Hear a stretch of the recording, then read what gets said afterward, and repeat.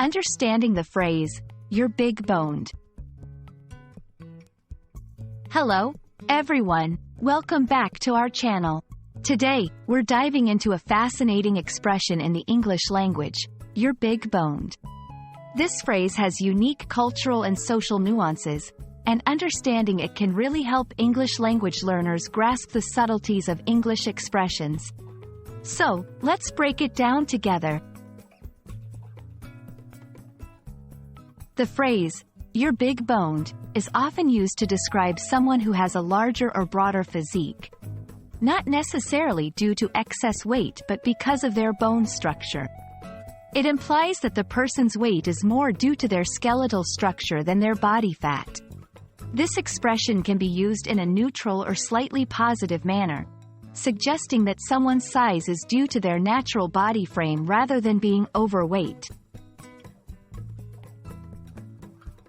Understanding the context in which "you're big-boned" is used is crucial.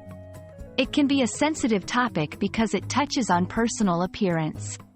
Depending on the tone and situation, it might be seen as a polite way of addressing someone's size without implying they are overweight. However, it's important to be cautious, as some might find it offensive or an indirect way of commenting on their weight. The phrase often carries a cultural significance, being more common in some cultures than others. When using the phrase, "you're big-boned," it's essential to consider the relationship you have with the person and the context.